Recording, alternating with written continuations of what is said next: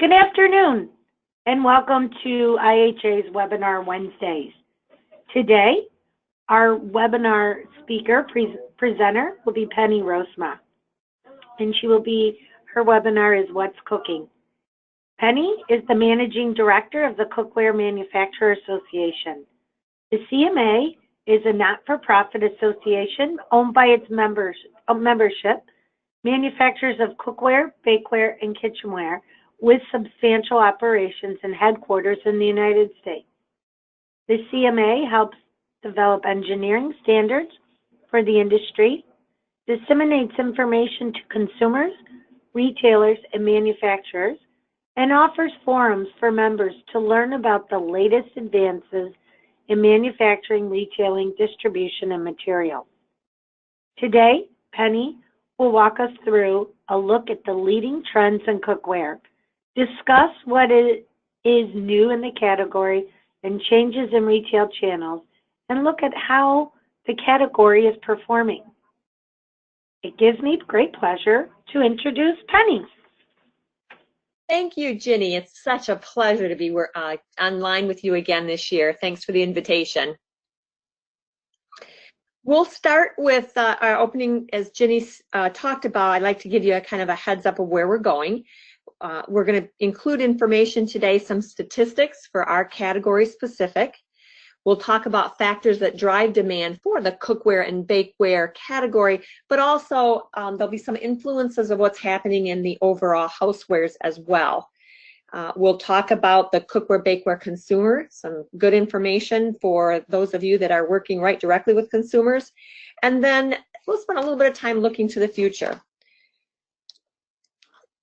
Additional background about myself: I joined CMA as a managing director in 2016, and I've previously worked as a product development team leader with the manufacturing suppliers in the US and Asia and Europe.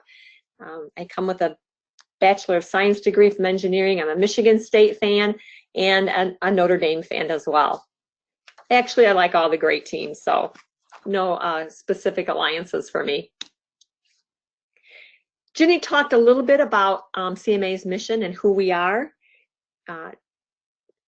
Posted here just a mission statement for those of you that are speed readers. You can read through it. But you know, another brief explanation is that we do statistical reporting for the association. We handle the cookware and bakeware standards, ensuring that we have the most current and safe information for end use by consumers. Another big important part of the CMA organization is our networking. And I often hear from our events when our members come together face to face is what a pleasure it is to actually know their competitors face to face. It's a group of intelligent and very savvy professionals. And we have the same, often very similar challenges, navigating the retail world and trying to raise the bar so that we have the best products for our consumers. If you are not already a CMA member, please reach out to me if you're in the cookware or bakeware industry. There's a lot of great information I can share with you, and I'd be happy to spend some time with you on the phone. Some brands that you know from our current members are listed here, and then also reminder, I'll try and remember this at the end too, but these slides will be available for participants in a PDF format, and this year I'm going to try real hard to include, make sure that the links are in there. If you'll notice at the bottom of this slide, there's a complete list of our members, and you would be able to just click on that link in case for some reason you'd like to contact one of our members directly, or you'd like to just know a little bit more about them. The market intelligence that we gather, we've been doing for more than 86 years. The information comes from our CMA members, as well as we monitor every import and export record for cookware and bakeware. We do that on a quarterly basis, and the statistics do represent shipments from all portions of the market. I know that when I work with young professionals that are maybe new to the category, one of the challenges are understanding statistics, right? Where do you get your information from, and when they don't match, how do you reconcile it? And from my experience, both in this role and my previous experience where I did a lot of forecasting, is you understand any kind of forecasting or statistics are moving targets. There's always many variables. But what you do is you take your experience, you take the information that's in front of you, apply some assumptions, look at the data that's available for you, and watch for trends. And then compare them to your own experience and your own data within your own organization. So certainly if you have any questions on our information, I'd be happy to answer them, but that's just kind of some general statistical and forecasting advice. And now what we'll go into is some specifics on the cookware category. We're starting with aluminum. The aluminum category for 2017 compared to 2016 is down by a little over 6%. And that category volume is at 104 billion at retail. The year to date, and it is, make sure you note that this year I'm doing it through August. I didn't have the data for September yet, so this is information specific through August. The year to date is down 8%. Stainless steel cookware is at 364 million, down in 2017 by 12%, almost 13% there. And year to date is down by 6%. That's in stainless steel cookware. Kind of some headline top level notes. While aluminum is down 8%, the thicker gauge colored aluminum, that is up 29%. So within the category of aluminum, thicker gauge colored aluminum is actually up. The thinner gauge, less than 8 gauge colored aluminum is down. If we talk about stainless steel category, again, we're looking at year to date in stainless steel, that is down 6%. The multiply stainless steel is down 1%. So if you take the stainless steel market and just look at the multiply stainless steel, that's down 1%. Fabricated bottom is down 13%, and the single wall is down 37%. We look at cast iron, porcelain on steel, and copper as a category. That's 394 million. In 2017, it was up. And if you recall, cast iron, porcelain on steel, and copper have been up for a few years in a row. 2018 through August, I'm seeing it to be fairly flat, but we haven't gotten in really into the Christmas season yet, so we'll see where that one goes. But it's been a strong category, and I suspect it will continue to be strong. The bakeware category for 2017 was up 6%, and I do not have clear data for the bakeware for year-to-date for 2018, so rather than give you incorrect information, I have put it not available. I will continue to work on that. If by the time I post these slides that information is available, I will include it. A similar situation for tea kettles. They were flat in 2017 versus 16, and I do not have reliable data that I'm confident of to be able to post it right now for tea kettles for year-to-date for 2018. So generally speaking, if we talk about the private label and imported cookware, that was down in 2017 by 1%, a little over 1%. Again, China remains the major producer of imported cookware and bakeware in our kitchenware category.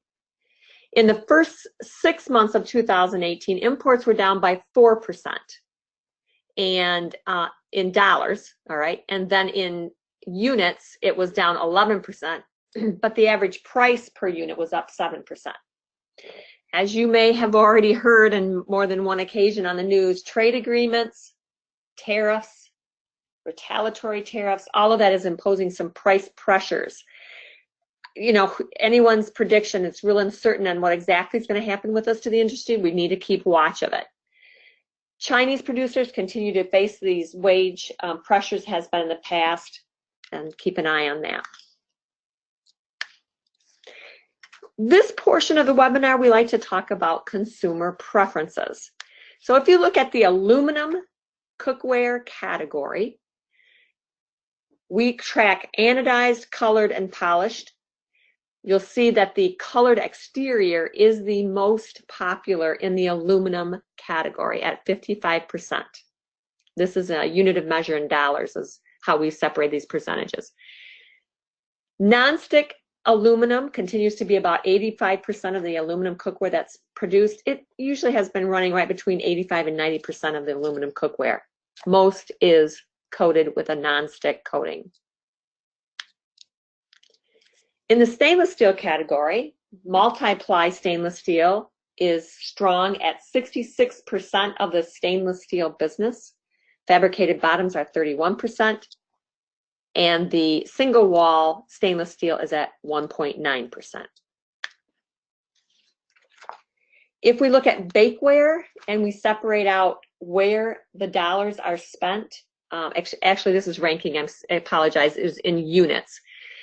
Cake pans are at 41% of the bakeware, cookie sheets at 15%, and you can see that muffins at 4%, loaf pans, meat roasters, pie pans, and the miscellaneous category. That's as of June 2018. We always talk about in these webinars the factors that drive demand, and there are 5 of them, starting with new household formation. So there are approximately 121 million households in the US. Now that's up from last year, it was at 118 million. The Census Bureau projected that there'll be a 1.4 to 1.5 million new households per year through 2020, and we're on track with that. The millennials are also on track to be overtaking boomers as the largest generation. I think that's interesting because that does affect new household formation. Second factor that is significant when we're looking at the demand in the cookware, bakeware industry in the category, new home construction. So in 2018, there were new residential construction was at 876,000 units. That's 9.4% higher than it was in August of 2017. So this data is from 2017. The median price continues to go up slightly. That price is at little over $300,000 for a single family home. Residential remodeling. So we're talking about the kitchen and the eating areas. There's a residential remodeling index, and that indicates that it's up at 4.3%. If you are in the housing market at all, you'll know and understand that the housing market is very tight. So this is forcing some people to stay into their existing home, which in fact is reflected by driving up home improvements. The forecast for 2019 is at 2.7% on that increase, and then they are also predicting an increase through 2021. Again, I will be including a link to remodeling index that a person can track this throughout the year if this is a number that you're interested in following more deeply. Fourth factor that impacts the demand in our category, and that is just general economic trends. So first of all, let's talk about the National Retail Federation of Sales. They have a forecast they put out every year. In 2017, they were up by 5.5%. In 2018, at 6 months, they're at 4.8%. And they are predicting, if you click into this, again, I have a link down here on the bottom, but if you click into their link, they're showing, they talk to a 4.5% increase for the overall for the year. Consumer confidence is an indicator, an economic indicator that we watch.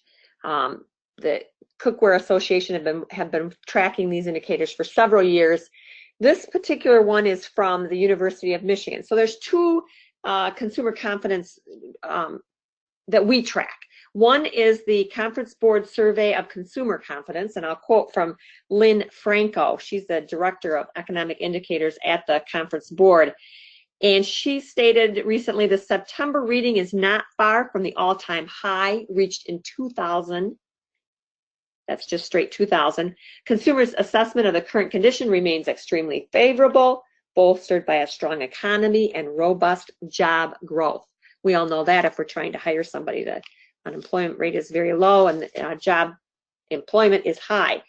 But this is the University of Michigan's consumer sentiment graph, and you can see that it's continued to rise. In July of 2018, it was at 97.9. Now, there's a little bit of a head scratcher going on here, is why, with this all this strength in our, we'll see some other factors that include, that follow, that enforce other economic indicators that are very strong. You know, why, with this strong economy, why are we seeing in the retail side not as much strength in what's going on? We're going to talk about that in a few more slides specifically. So hang tight with that question. I know it's going through your minds. The unemployment rate is down.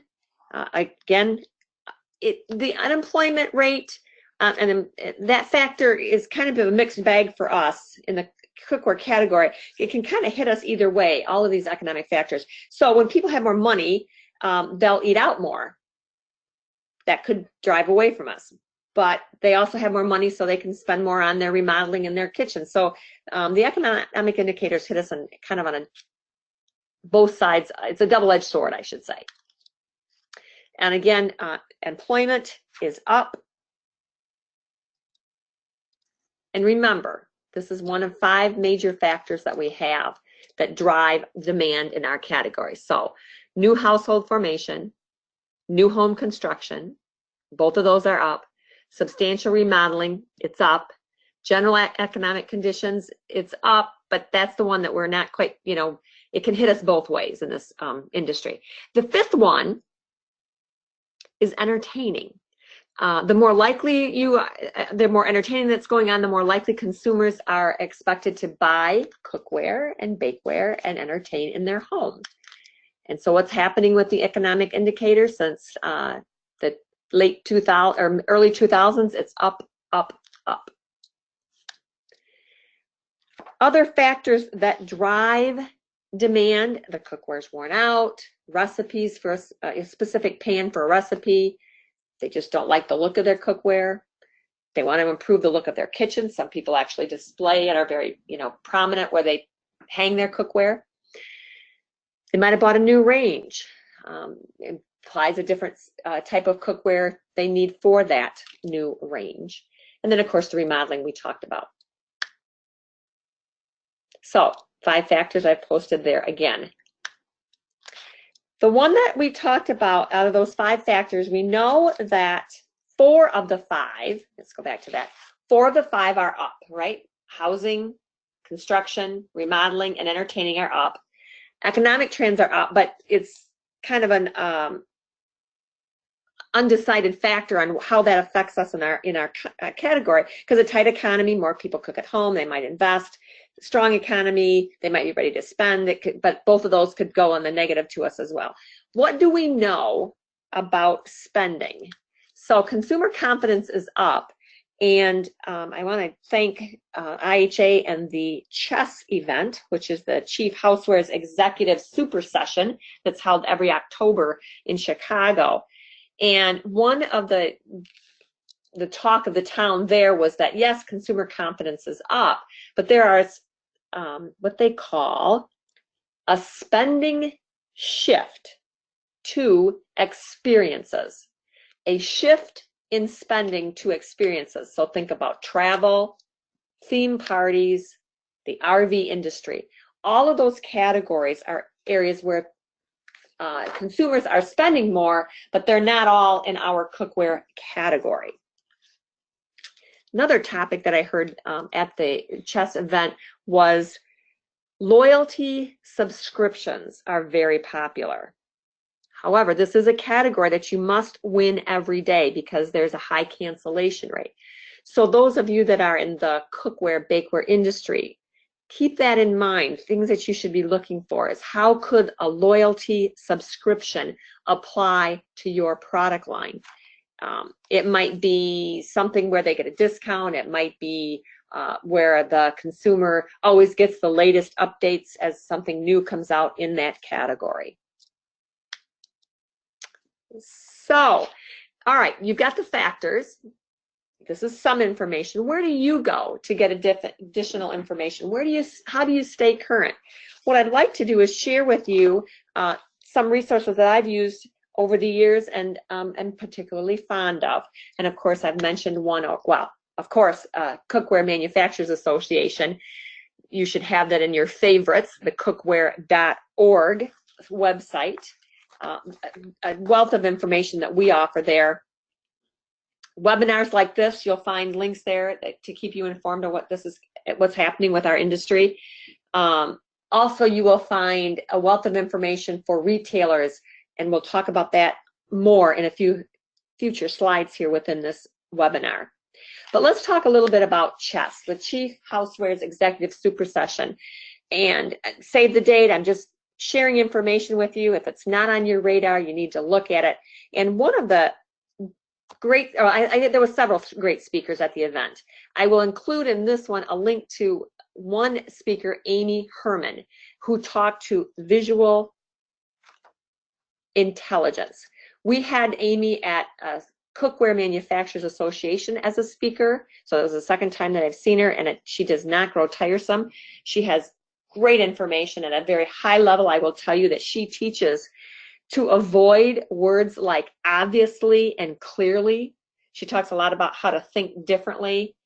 This is a speaker that works with Navy SEALs, ER doctors, police, and we're going to talk a little bit more about how and why I think this is important for you, and you might want to pursue and actually click on this link. If you even typed in the Google, Amy Herman talks visual intelligence, there's a YouTube recording of her presentation that she gave for Google. I would encourage people to use this in your lunch and learns at your organization. I don't care whether you're on the management side with manufacturing, or you're retail, you're a buyer, whatever.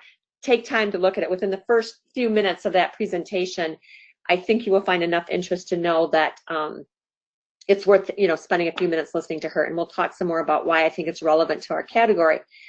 But this is a type of speaker that you'll find at these CHESS events. Also, they had some great speakers on just industry trends, as well as a wonderful speaker on the tariffs. What's going on with it? How do you, a high level, what do you need to understand? I mentioned that a couple of other speakers there were from the NPD group. While Joe didn't speak at this one, he has spoke before. The presentation from NPD was very helpful.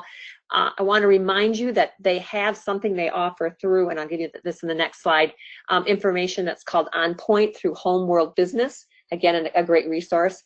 And then Telsey Advisory Group. Excuse me for a drink. Dry throat. Dana gave some great information in her presentation. There is, if you email Tag Daily, they do have a newsletter that comes out daily with some high-level information. I picked up a lot of tidbits. It's a quick, easy read, fly through it, and helps you stay current on what's going on in the industry. Again, these are not specific to cookware and bakeware, but more to the housewares. You can partial out what is appropriate for your particular organization. I talked about Home World Business. They have a link, and up here on the right-hand corner, you'll see Joe. This is an example of what's on there right on the home page right now. Homeworld presents On Point with meeting the new needs of consumers. This recording is less than 3 minutes. A lot of high-level, quick information I think you would find valuable. So I would put that on my resource link. Of course, cookware.org is at the top of your resource links, but these other ones are also very helpful and very valuable. All right, now let's talk about some consumer trends. Things I heard, I'm hearing most recently at CHESS even, was augmented reality. They refer to it just as AR. Free shipping, it's not a nice to have anymore. It's because consumers are expecting it. And speed, how quickly are they going to get their product? And we'll talk about the omnichannels and how that impacts the speed of getting the products that they want. When we talk about phone shopping, is changing the game. Everybody they're using their phones. Do they understand your product when they're on the phone? As manufacturers or supporting the retail side of it. Do they have good supported video? Is their product information correct that they can flip to and get to easy about your brand? Do you have good quality images? All of that is important, and how it looks on a smartphone or a tablet is important. The augmented reality portion of that would be showing the product image, in their space. What do their pots and pans look like in their kitchen? Obviously, if you're buying a furniture and those sorts of things, what does it look like in the room? But be intentional about engaging with consumers where they are and where they're using your product. I talked about free shipping, and it's not just a nice to have, but people are expecting it. And then speed, the ability to get the product into the hands of the consumers as quickly as possible. Telsey, in her October 8th newsletter, this would be Dana Telsey and the TAG Daily, talked about what's happening with the speed of the supply chain, how management is spending and what they're spending there, how they're expanding their fulfillment networks, what's happening with predictive analytics, robotics, and in all kinds of other areas in order to improve service and speed to the customer. Yeah, just like last year, we're still talking about the omni-channel, right? You've got the physical location, you've got your web page, you've got social media. The common example we've used before is a consumer experience might be as simple as they find a holiday recipe on Instagram. They click to the recipe, and it requires a new piece of cookware. So they search for the option online, what stores carry it. It might be very valuable to them to know where it's in stock. They might go into the store and pick up and look and touch and feel the product. They could, stores are making it handy so they can order it right there and then ship to their home. So they don't have to carry a heavy set of, a full set of cookware home, and they know what they want and they like it, but then they can have it direct shipped. So the omni-channel is still relevant. All right, let's talk about cookware and the consumer. This is, baseline information. We know that in the retail world, category buyers for cookware and bakeware are on a rotation. They're there for maybe 2-3 years and they move on. So this is important to manufacturers, because how are you helping get that retail buyer learning curve up as quickly as possible? We want to teach them, we want them to understand that there are two consumer segments, right? One wants cooking to be easy and convenient. They're time stressed. They want it fast and easy. The other one is, experiential. They want to build their skills. They're exploring. It's a hobby to them. It's a lifestyle. It's how they entertain. So for the segment that focuses on time saving, you've got to look for consumer information and provide them with ideas that makes it convenient and how your product applies there. And if they're building skills, we're looking at the social aspects, right? Cookware is bought every 10 years. A consumer will replace their cookware. So if you think about how this relates, earlier we talked about 121 million households, and that means 12 million will replace their cookware each year. So keep that in mind. Detailed, helpful information.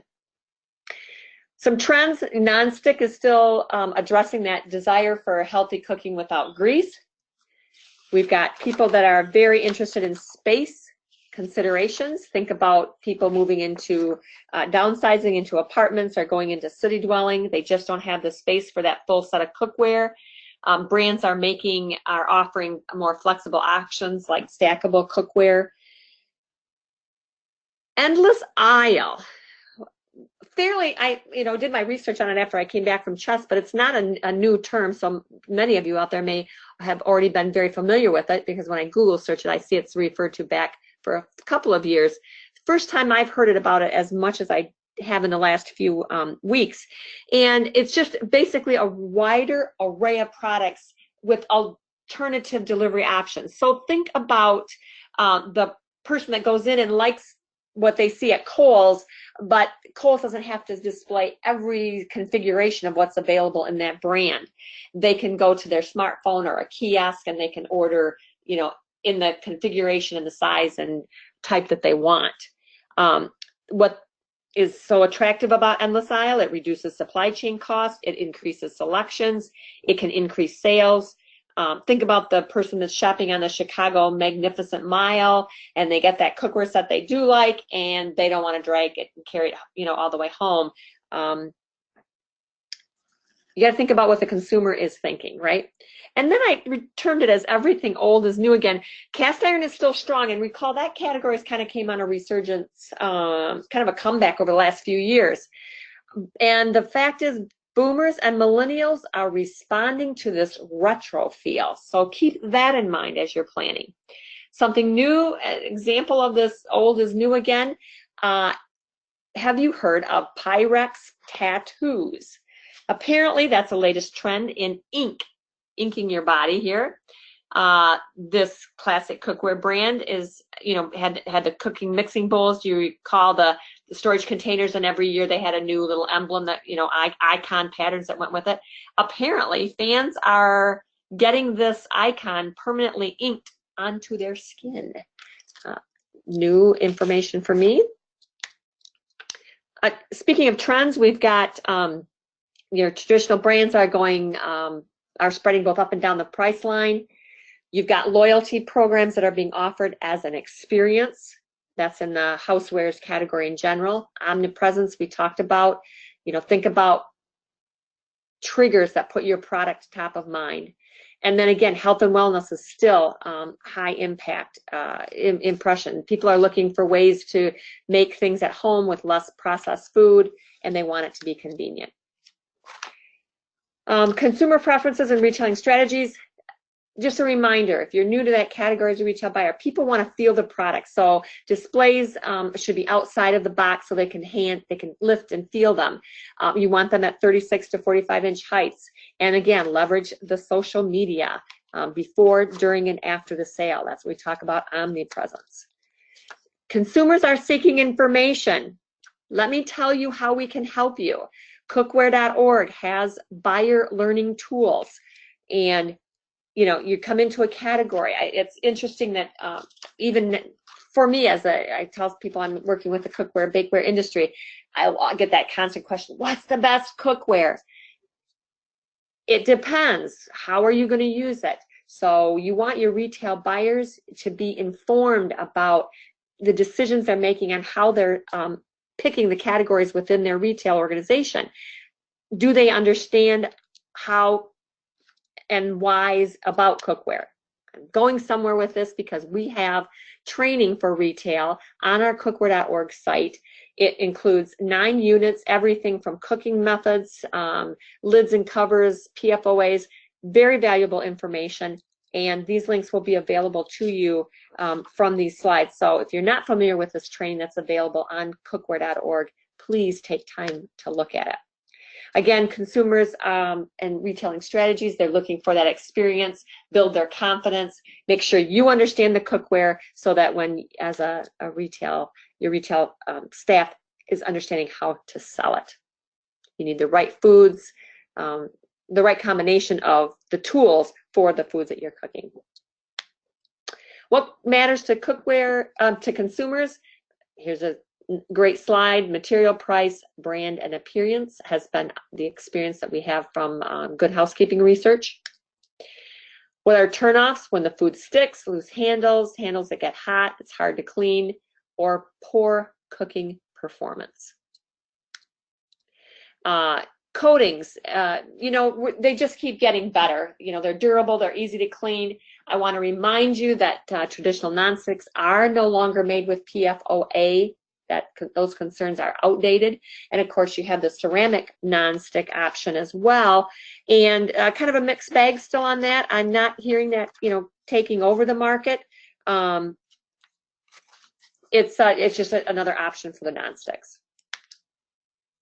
The quality of manufacturing, you know, again, be informed. Make sure that your buyers understand the difference between stainless steel, aluminum, induction cookware.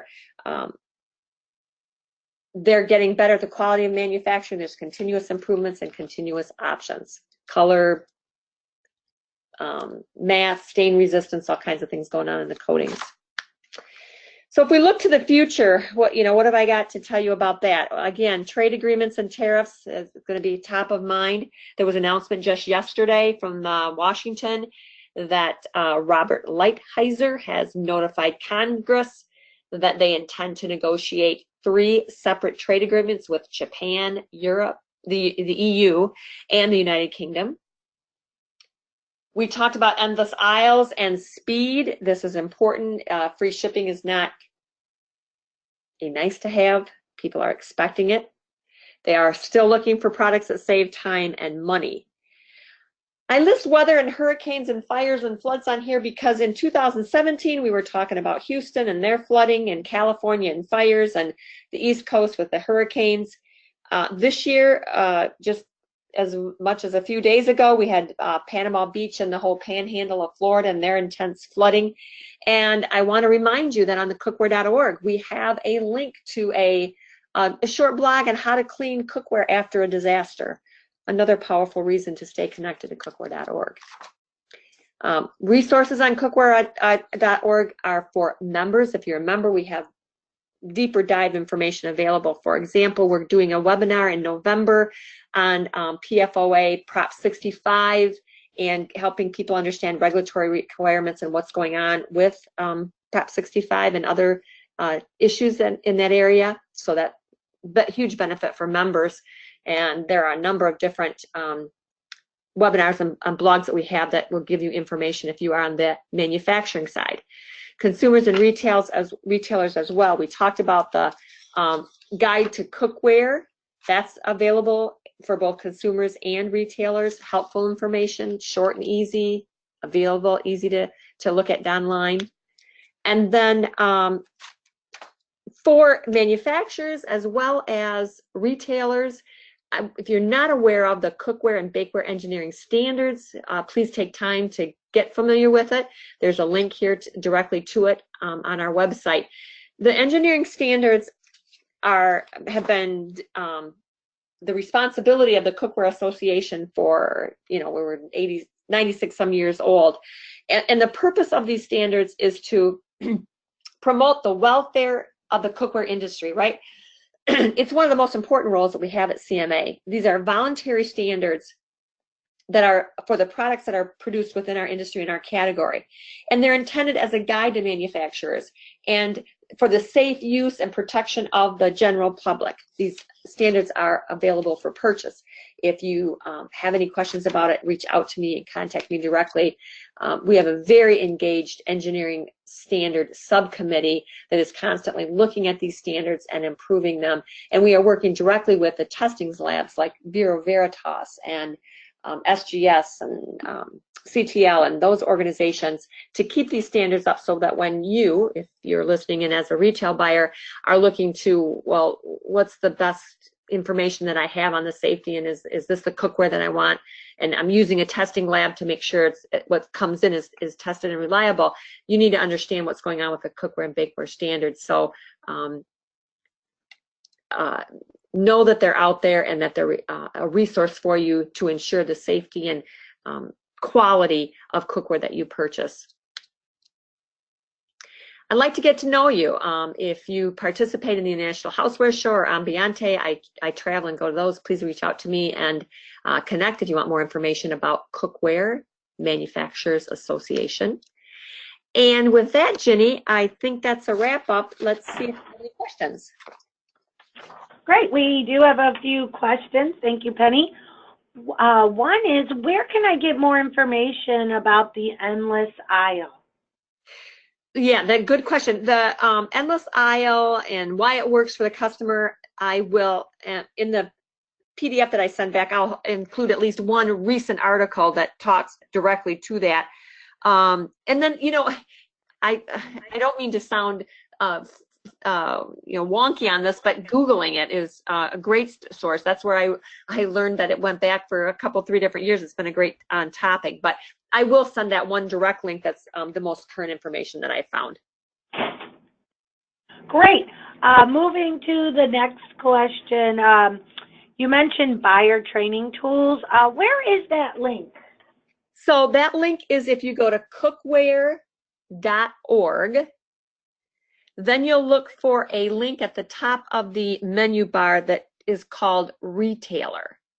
Once you click on that link, there's a right sidebar, and as you scroll down that sidebar like a menu, you'll find a link that's called Buyer Learning Tools. And again, those learning tools are, you can read them right online. You don't have to go through all 9 units at one time. You could just go right to whatever your current question is. They're priceless. I've had retail buyers say to me, what a great tool for that new buyer that comes in, not necessarily a new buyer, but comes new into the category, right? You were buying lawn furniture last week, and now, okay, you're going to be the cookware buyer, how to get up to your learning curve up to speed quickly. I also would encourage people that are looking for information to reach out to your manufacturers. Some of them offer opportunities for the buyer to come to their manufacturing location. They'll offer training directly. You'll find that they have a website that might be just focused for good, quick information for retail buyers. If you're on the manufacturing side and you don't have that, you might want to take a look at it and consider it. Great tool for your retail buyers. They're better buyers when they're better informed, and that's what we like to help both sides of that negotiation process. Any other questions? Sure. Another one is, where can I get more information about the Cookware Manufacturers Association? Right, and I am happy, you've got my email address there, prosema@cookware.org. You can send me an email. What I typically do if people are interested in cookware membership to the CMA, we'll set up a shared call, and I'll pull up the website, point you around to what different things are available there. I will show manufacturers a sample of the statistical information that is available to them, the reporting that comes out. I will put them on a mailing list, for information, and we encourage potential members to participate as a guest for one of our fall, one of our conferences. Our next conference is coming up in Austin, Texas in April. And again, what members talk, when I first came into this role, I asked, so why are you a CMA member? And they pointed out to me there are three very distinct reasons. The first one is the networking. What an incredible, professional, savvy group of people. We have common goals, and to make the cookware, raise the bar for the cookware, bakeware category. So they very powerful networking. The engineering standards are important to us because we are the ones that work with across functionally with our members to keep those standards current. So networking, the engineering standards, and then the reporting, that's just the variety of information that we provide to all the members that keeps them current. Is there anything else that came up? Will these slides be available? Yes, they will be available. Jenny, give me a few days and I'll direct them back through you, and I think you can either post them or send them out. Is that how we did it previously? That is correct. To everyone, this webinar has been recorded and will be posted on www.housewares.org, and you all can view it that way. And then, of course, if you have any questions, you most certainly can contact Penny. I believe that is the last of the questions, Penny. Well, great. And then I want to remind any members, CMA members that are listening, I will provide these slides on our membership login side of cookware.org, so they will always have access to them as well. Ginny, thanks a lot for inviting me on the call. I had a great time. I appreciate all that you guys do with the International Housewares Show, the chess event. Again, I want to remind listeners that check it out. They've had some great speakers. I've attended the last 2 years and I've not been disappointed. It was well worth my time, and you have to pull yourself out of the office, but networking and talking with different people that are there, as well as the speakers. I've always learned something new, so I appreciate what you do with that. Well, great, and thank you again, Penny, for a wonderful presentation. And if anyone has any questions, feel free to contact Penny. There's her contact information.